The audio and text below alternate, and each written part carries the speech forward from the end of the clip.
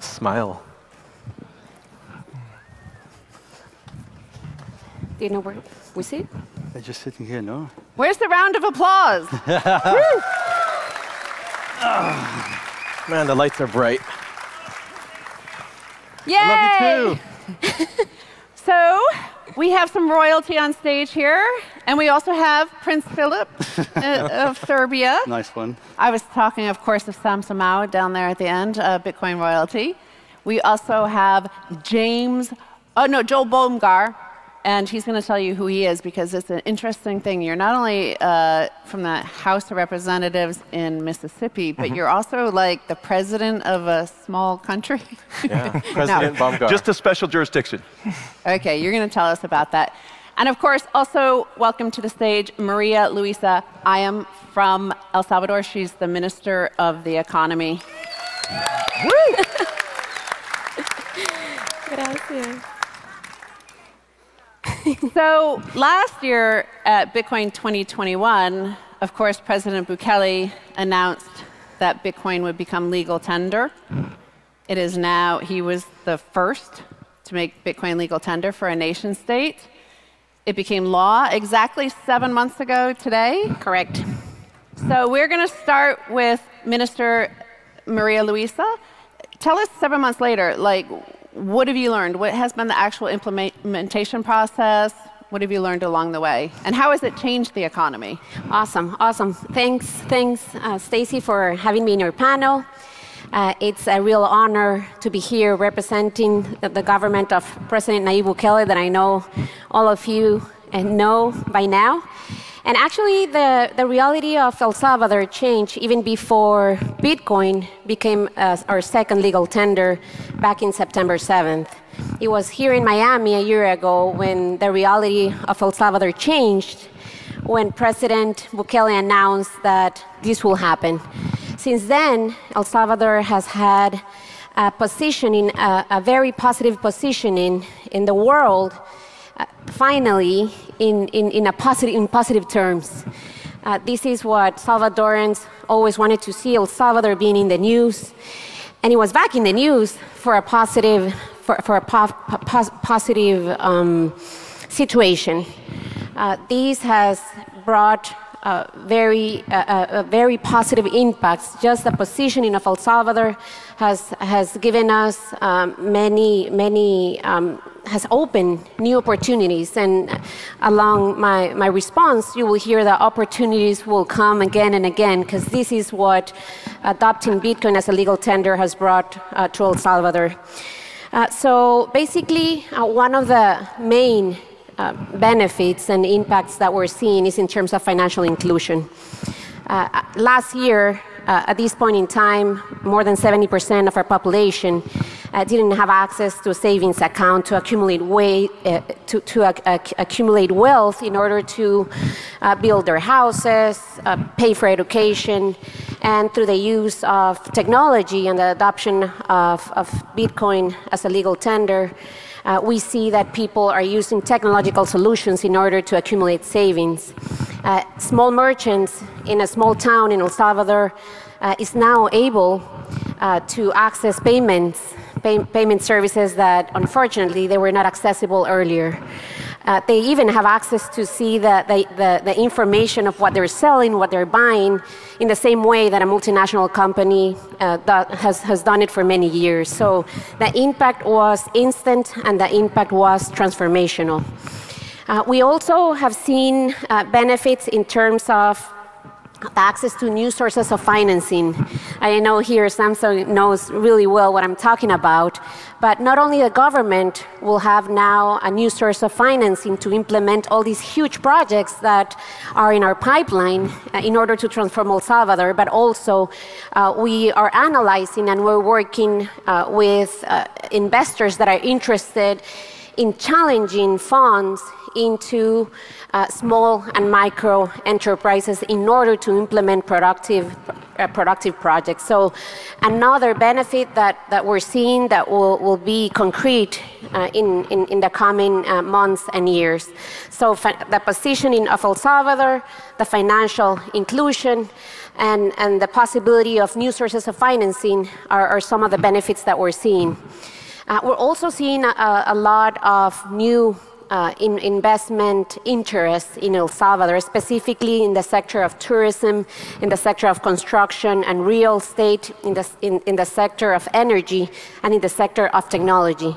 Since the 7th of September of last year, there's more than 45 companies in the crypto ecosystem that have established in El Salvador. That's huge, again, in a very short period of time. A country that was, maybe some people didn't even know about El Salvador, and now in 7 months, actually today, it's actually our 7 months of having adopted Bitcoin as a legal tender. And we see 45 companies being already established in El Salvador, some of them providing custodial services, exchange services, but also developing platforms, technological platforms, in order to facilitate the use of Bitcoin as a legal tender. So that's what we're seeing, and this is, of course, in line to what El Salvador, or the government of El Salvador, was looking forward to get. We're looking forward to become that digital nation, a country where companies see El Salvador as the best place to be, because we have no bureaucracy, because we have the right incentives, and actually we're currently working in more than 50 regulations in order to make sure that companies from all over the world, being these small, medium, large, they can establish in El Salvador. For example, we're working on a mega investment law and a startup law. We're also working on a migration law. The president has already announced it, that will facilitate the access to visas for investors, for the investors' families, for digital nomads, and of course for tourists. Also, we're working on making more expedite the processes that are related to residency and naturalization processes. So we are putting all the efforts in order to create this ecosystem where companies will know that in El Salvador they will be able to find the right talent, the right regulatory framework, the right incentives.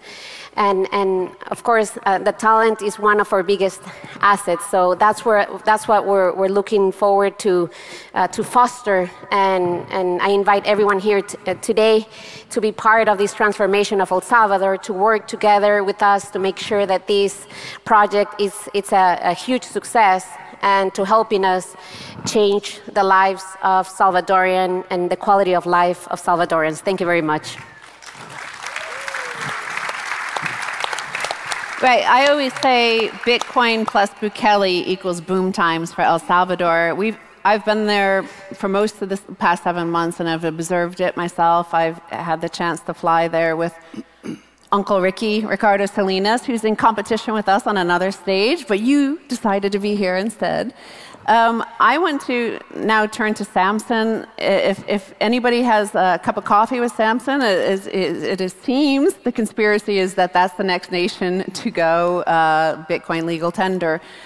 So, Samson, what is the case you're hearing from other nations, city-states, corporations, like in terms of what their case is for legal tender, why they want it as legal tender, and also follow up is like Max Kaiser always says, like, you don't change Bitcoin, Bitcoin changes you. So as these nations adopt Bitcoin, how does it change them on a nation-state level? Well, it has a lot to do with understanding Bitcoin. I believe as more people are adopting Bitcoin, they're gaining a deeper understanding of Bitcoin and money in general. And that is good. It's good that the people of El Salvador now have Bitcoin in their wallets. They can be using Chivo or Strike or anything. But the important thing is that they have Bitcoin and they're exposed to the concept of sound money. Because most people in the world don't really know what money is anymore. They just think, I have some dollars in my bank account, I can take it out from an ATM, and that's it. But as we're learning, very rapidly, that's not really money. If someone else can control it and freeze your account, that's not really yours. So the important thing is at the nation-state level. They see the value of money, and we're also getting educated very rapidly on that front with Russia being sanctioned and their foreign reserves being frozen. So now they are understanding that's not money. And as Max was saying, that's the death of the US dollar as the world reserve currency, because who in their right mind would want to keep their money with someone else? It's like the fiat version of not your keys, not your coins. But all of this is good. So the people, the governments, all getting Bitcoin will make things better. And I believe there's a world of opportunity in Latin America, and it started from El Salvador. But these other countries are now looking towards El Salvador as an example. And Joel reached out to me after the Bitcoin bond announcement. You know, I remember he pinged me on every single possible platform, like, who's this guy? On everything at once. That's impressive. But, you know, he's in Honduras. He's working on Prospera. And he's seeing this concept of Bitcoin as a base. Legal tender, Bitcoin bonds, you name it, as a way for them to grow and develop. And I believe other countries in Latin America are seeing the same thing. In my recent trip to Guatemala, I met a Bitcoiner who's in charge of the Guatemalan Interoceanic Corridor. It's a massive land bridge in Guatemala that can link the two oceans together. And they want to do something with Bitcoin, possibly a Bitcoin bond to raise capital to finish their land purchase. But they want to Bitcoinize that entire corridor. So shipping containers would be paying in Bitcoin to move their cargo to the other side. And potentially that railway could link with El Salvador's railway. But there's just a massive opportunity right now in Latin America to Bitcoinize and embrace sound money. Well, in a way, so Bitcoin is a way better asset and collateral for those sort of things. Now that we see that reserves can be frozen, those aren't even, you can't use that as collateral, really. There's a higher risk. Yep. So, Joel, tell us, what exactly is Prospera? Because I didn't know until Samson announced this on stage. It's the best kept secret. It's the best kept secret, that's right. So Prospera is a special jurisdiction currently deployed on the island of Roatan in Honduras. And within that special jurisdiction, a promoter and organizer, in this case Honduras Prospera Incorporated, the company that I am president of, runs that special economic zones and runs that jurisdiction. And due to the unique nature of Honduran law, we have within that jurisdiction a very high degree of legal, regulatory, tax, and political autonomy as far as how that jurisdiction runs. And it just so happens that the things you can change in order to make Bitcoin operate as legal tender, which includes taxation on depreciated Bitcoin. It includes the ability to transact freely in Bitcoin, the ability to pay taxes and fees to the governing authority, which in this case is the promoter and organizer, which is Prospera. You can do all of that with Bitcoin. And so by doing that, you can, all of the elements of legal tender, we can adopt within Prospera, which is what we announced this morning. So it's a really innovative model for, you know, change is hard at a country level unless you're the president, right? I mean, if you're president, that's amazing. And, you know, congrats to El Salvador, right? But if you're not the president, then you have to find ways of making change happen at a subnational level. And that could be at, you know, states, counties, municipalities, or special economic zones. And if countries are willing to sort of devolve that level of political control and power to those levels, you can do really innovative stuff in special economic zones. And so currently Prospera is the, I guess, most innovative, most business-friendly legal jurisdiction that exists in the world. And as of this morning, also, Bitcoin operates as legal tender. So icing on the cake. So anyway, so we have done very little publicity about the zone, but we are open for business. If anybody wants to start a Bitcoin company, you can do that by choosing the regulatory framework of any OECD country, any developed country in the world, or you can even propose your own regulatory framework, and if Prospera approves that regulatory framework, it becomes a new menu option for other companies to adopt. So it's a really innovative framework where somebody can come in and say, here's Bitcoin Regulation 2.0, and someone else can come in and say, well, what about Bitcoin Regulation 3.0? Pretty soon everybody migrates to the new 3.0 regulations because it's better than the 2.0. So it's this innovative regulatory framework that we've implemented that you can start with anything you know, or you can present propose something new. And anyway, we're really excited for what's possible. How many live there? Pardon? How many live in Prospera? So we have within our zone hundreds of people, hundreds of buildings, hundreds of things. Long term, the goal, of course, is Hundreds. Hundreds. Okay. So well, that's a small niche. That's small. Well, you got to look.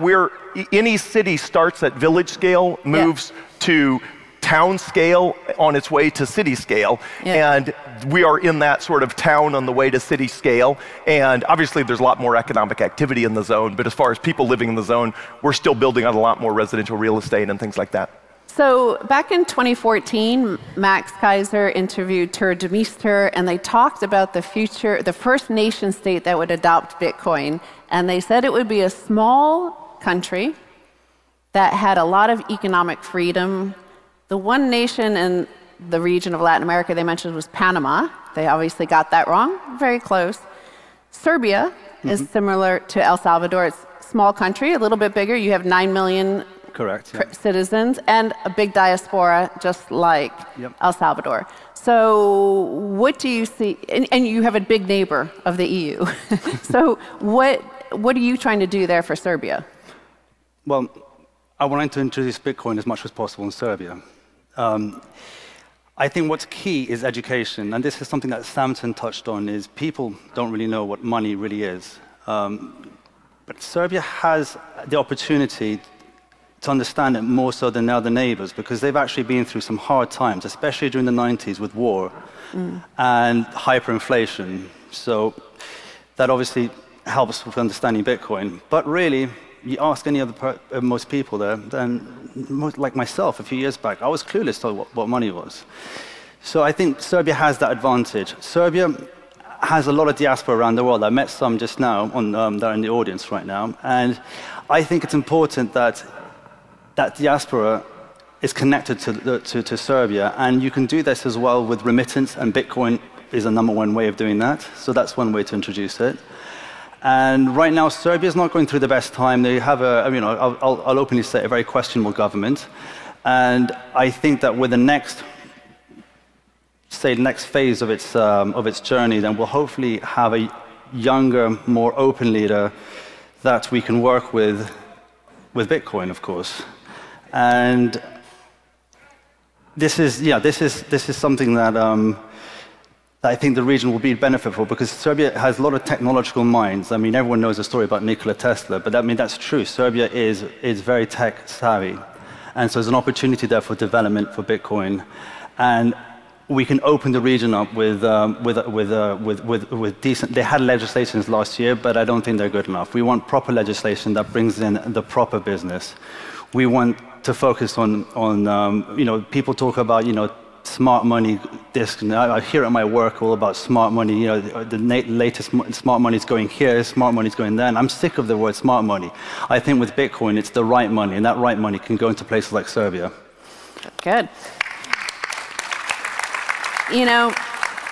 A few years ago, I think it was Austin Goolsbee, an economic advisor to President Obama, had lamented that they hadn't killed Bitcoin while they had a chance. On a nation-state level, obviously, I mean, maybe I'm not going to present it to you, Maria Luisa, because it might be unfair to have you answer this question, but Joel Bomgar, you're a politician in America. We've seen the extraordinary intervention over the past few weeks from U.S. senators, a congresswoman just a few days ago in California, who did the classic, we really respect El Salvador's sovereignty and their democratic process, but they want to investigate how El Salvador, using Bitcoin as legal tender, might destabilize the U.S. system. How do you feel about that? But also,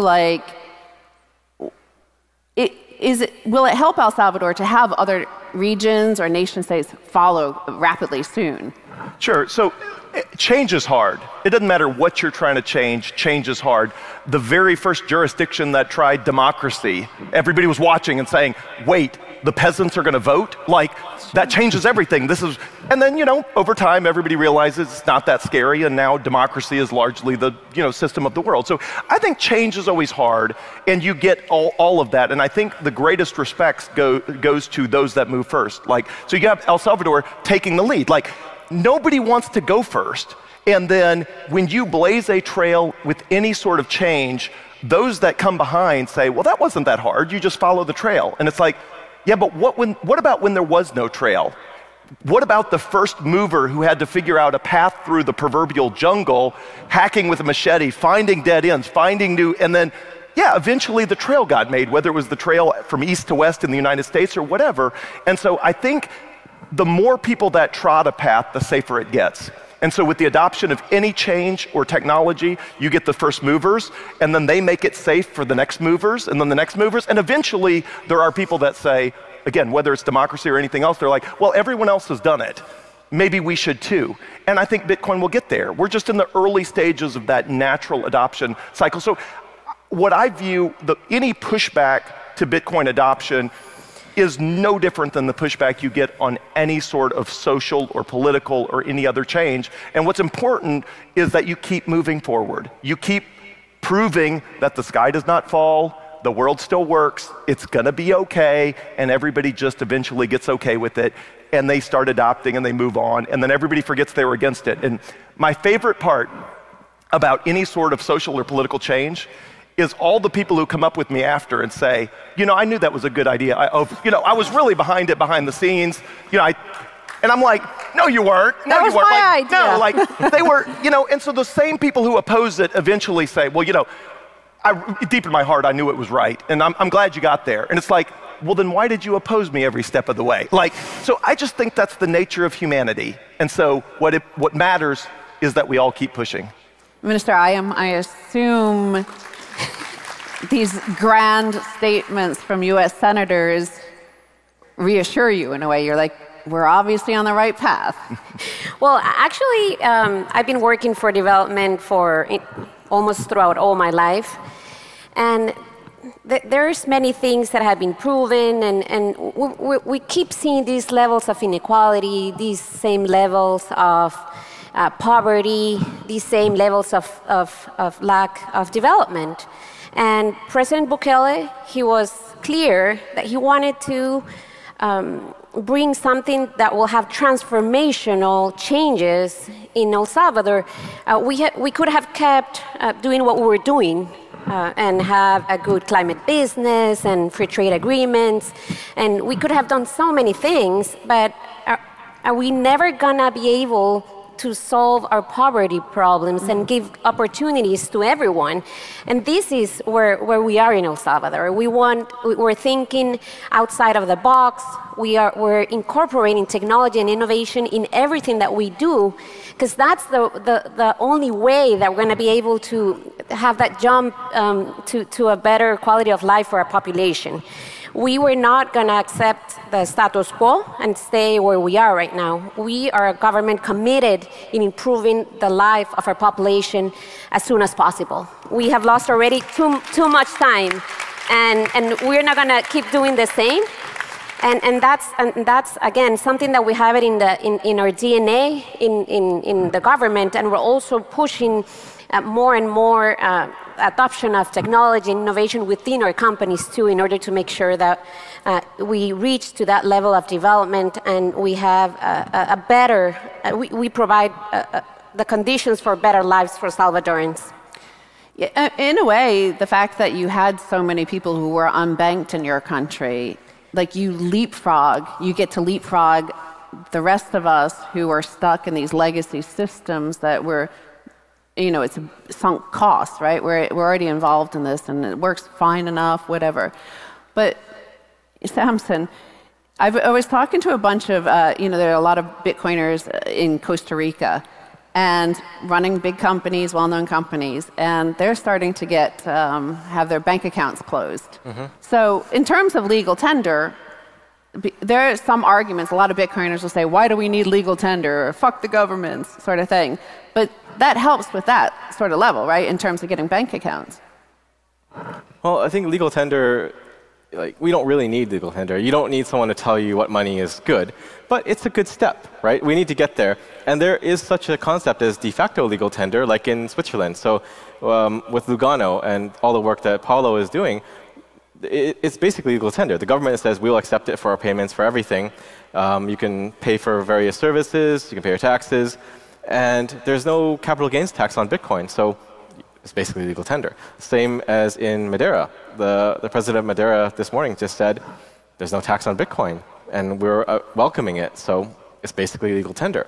So you don't need to exactly have some law saying you must use Bitcoin. Even in Canada, we actually can trade with anything. Like, we can use the US dollar. As long as the two parties agree to trade with the currency, it's fine. We could trade with chickens if we wanted to. But the problem is capital gains on Bitcoin. We need to do something there to fix that. We have to get rid of capital gains tax on Bitcoin, or there has to be some de minimis amount, but ideally we go big or go home. So, I mean, it's just, these are all ways to get to where we want to go, which is hyper-Bitcoinization, just living, earning Bitcoin. And I think that is the only solution. There are a lot of governments, central banks out there that say, you know, we're going to do a CBDC. But if you could have banked the unbanked with CBDC, you could have done that with the traditional banks, right? That's just not possible because a lot of people cannot get IDs. They don't have documents. They can't get an address proof. But they can get a Bitcoin wallet on their phone and get money. So Bitcoin is the best avenue possible to bank the unbanked. What was the capital gains rate on chickens, though, if you use that? I don't know. 1 chicken to 10 eggs. Sounds logistically complicated. An appreciated chicken. Just use Bitcoin. So, Prince Filip, you're a banker? I work in asset management. Close enough, right? Yeah. So we banked the unbanked in El Salvador, but there's also a notion of unbanking the bank. Well, that's the thing. Well, one thing that concerns me is, well, it's not a concern. It's when the road to legal tender is, it's a threat to the legacy system. Mm-hmm. And I think it's important that even though we have to remove the money from the state, you have to sell to them that actually, no, actually you can work side by side with the existing legacy currency. And that currency can then hop onto the rails of Bitcoin to enhance it, but actually what you're doing is you're just introducing Bitcoin. And I think that's important, really. I mean, that's just one way that will, I mean, look, in my position right now, even though I work in asset management and I technically am a banker. A banker, yeah. You don't want to say the word. You can say that word. It starts with W, ends with He's struggling. I'm better off than most people in the world, but I have a pension fund. And I think this is another route that's important, as I work with pension funds in asset management. A lot of that institutional money comes from pension funds, from sovereign wealth funds and institutional clients. And those pension funds, they have that, mostly have those traditional 60-40 makeup, you know, 60% in equities, 40% in fixed income. And we all know that fixed income is pretty much dead. It's not even an asset anymore in some places. It's more of a liability. And I have a pension fund myself. My work pays it, whatever, 10% every paycheck. But I wish I could have it going into Bitcoin. And that's one thing that I think we should be working towards. Well, with the Russia thing and the freezing of reserves, a lot of pension funds had money in, you know, sovereign debt. And if all this stuff could be seized and it's, you know, as good as a Canadian bank account. Bitcoin fixes that. You can't freeze Bitcoin. It's censorship free. Yeah. So, Samson, you mentioned CBDCs. These are central bank digital currencies. They're going to roll those out. They're going to try that, right? That's their Hail Mary. This is coming. Well, it sounds like a lot of central banks want to go that route because it gives them control. Central bankers like control. They exist to manage the economy, quote unquote. But a CBDC doesn't really need to exist. You already have digital currencies, like PayPal is basically the same thing. And there's a lot more control that they have when it is controlled by the central bank. So in Canada, at least they had to go and send an order to the banks and say, okay, freeze these accounts of the truckers. But if the central bank controls all the money, they can just freeze you direct. You don't need to go to anybody, and there's no recourse. There was no recourse under the Emergency Act where you couldn't sue your bank for freezing you out, but at that level, like, what are you going to do? You can't really fight the central bank. Joel, what do you think? In the U.S., certainly the Fed they're talking about Fed coin, essentially a Fed coin. Well, I would say, I mean, the United States probably is less advanced with a central bank digital currency than most other countries. And I'm with Samson, like, what does it accomplish? Like, the problem with our monetary system is not that it's not electronic. The problem is that it's publicly controlled by politicians. That is the problem with our money system. And so I think, especially if you look back, you know, my view of the world from sort of an Austrian school of economics view says there's no reason we have to go through these boom and bust cycles. They're very predictable. You print too much money, you get malinvestment, you get a crash to clean out the malinvestment, and then you print more money. And it keeps going, like, there's untold human suffering that comes from these cycles that are completely artificial. And then, of course, as like all things in government, they say, it's a good thing we're here, it would have been worse. And it's like, no, it's a bad thing you're here because you caused it. So I just think if we had a monetary system that was solid, you would not get the pain and suffering. And a CBDC accomplishes nothing, but potentially makes that process easier. I don't know, I guess, I don't know if it's easier or harder to mint a CBDC, but like, the problem is the money is not sound. Making it electronic doesn't solve anything. Bitcoin does. In terms of how the U.S. is structured, it was quite unique that a lot of the states, especially over the last few years, they're just, you know, introducing legislation like around marijuana, even though it's still illegal federally, just legalizing it. So in places like Mississippi, do you see, or Texas or Wyoming, do you see like Bitcoin coming in that way? Yeah, here's my view. My view is every jurisdiction, regardless of size or whatever, should push the limits of what's possible. The more U.S. states that eliminate capital gains tax on Bitcoin and, you know, or recognize it for payment, eventually politicians want to pretend that they are the visionaries that lead, when that's typically not the case, right? So typically in your case. Well, you know, who knows? But you're right. So other than let's say El Salvador and other places that are very visionary, but what mostly happens is the parade is going, the politicians see that the parade took a turn and they're no longer in front of it, and they run over to get in front of the parade. And so the more you can get U.S. states to move, the sooner Washington says, we're going to do something visionary and adopt X, Y, or Z. And it's like, it's not visionary. 40 of the 50 states have already done it. But in my experience, Washington is a massively lagging indicator. And so I would say, again, even though the biggest problems are at the federal level, the biggest way to get federal change is often to push ground up. And it's a lot easier to get things done at the state level. And when you're, of course, dissing governments and stuff, present company excluded. We have a minister of the economy here. Well, I figured as an elected official, I have at least some latitude to throw politicians under the bus, I was like myself. In my head, hey, wait, isn't this guy a politician? Continuing with that, the CBDC, Samson, you said something interesting recently. Sometimes, occasionally you do. But you said stable coins are a mid-step towards hyper-Bitcoinization. Well, it's the same idea as legal tender. Like, do we need legal tender? Probably not. Do we need stablecoins? In the long run, no. And I don't even think most of the stablecoin issuers think that they will be in existence in 10 years. It's something you need currently as we're transitioning away from the fiat money system. Because people still have to use the fiat system. If you're a merchant in El Salvador, you still need to pay your suppliers. And that's why something like Chivo is useful too. And Chivo gets slammed because, you know, it's a custodial wallet controlled by the government. Yes, but it's providing a service to the people and making it more efficient for them to do business. So all of these things are just tools to get us to hyper-Bitcoinization. And I've been criticized too, like, why are you working with government people? Why are you helping them get Bitcoin? Because I'm trying to align the incentives. If you can align the incentives enough, then you get hyper-Bitcoinization. If you can get the pension funds to buy Bitcoin because it's sound money, that's a good thing. If you can get a central bank to have Bitcoin in their treasury, then they're going to care about Bitcoin. If you can get a nation-state mining Bitcoin, then they'll be securing the network. So these are all good things. Sure. Minister Hayem, you would... Presumably, you've seen the last month where not only are reserves being frozen, but gold is also being, Russia's not allowed to use their gold. So it's nice that your treasury has a huge pile of Bitcoin. But in terms of what we're talking about with stable coins and CBDCs and stuff, like, are you seeing the numbers in terms of the preference of who's using Bitcoin and who prefers? Most people prefer to spend their shitcoin, right, which is the dollar.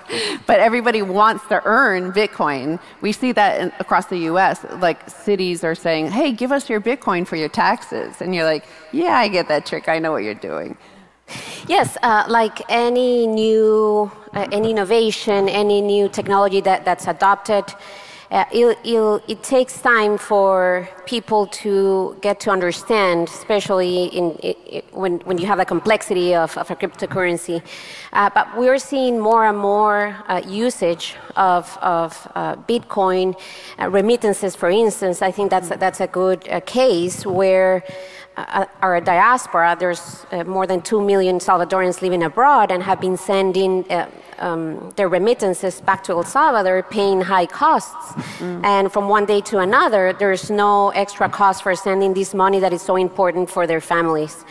As of today, there's more than $76 million that have been sent already with no cost to El Salvador. That's a use case where we think there's going to be a big impact, and there's already adoption. But we've also seen banks adopting digital wallets in order to facilitate transactions, and I think this is something interesting on El Salvador's case. A bank has also put out a technological solution in order to facilitate that conversion from dollars to US dollars to Bitcoin, and Bitcoin to US dollars. So the adoption is happening fast, and also because the law mandates the merchants and companies to accept Bitcoin whenever someone wants to pay Bitcoin. Now, companies and merchants have the option through the use of this technology to receive US dollars, if that's what they want to use, or go into Bitcoin, or do a combination.